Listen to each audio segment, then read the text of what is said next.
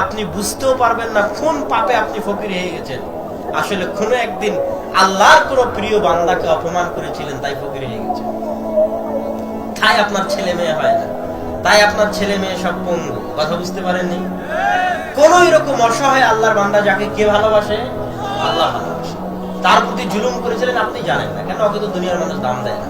যেন খবরদার, মাআযাল্লাহ, খবরদার, মাআযাল্লাহ, মানুষের চোখের পানির কারণ হবে না। মানুষের চোখের পানির কারণ হবেন না।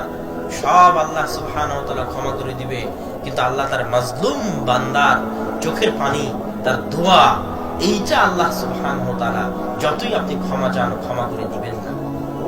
অতএব সাবধান।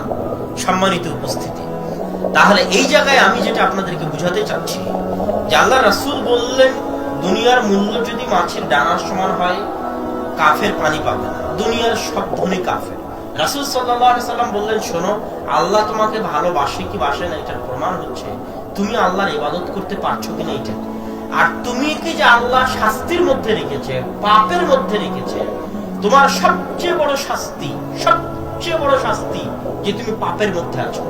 তুমি মাতরুদ, মাহরুম আন রাহমাতিল্লাহ, আল্লাহর রহমত, আল্লাহর দয়া, আল্লাহর করুণা দৃষ্টি থেকে তুমি বঞ্চিত, আল্লাহর দয়া থেকে বিতাড়িত, আল্লাহর রহমত থেকে বিতাড়িত, আল্লাহর দরবার থেকে বিতাড়িত।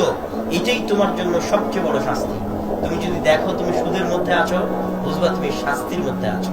তুমি যদি দেখো তুমি হারাম সম্পর্কের মধ্যে আছো, বুঝবা তুমি শাস্তির মধ্যে আছো। এটা শাস্তি।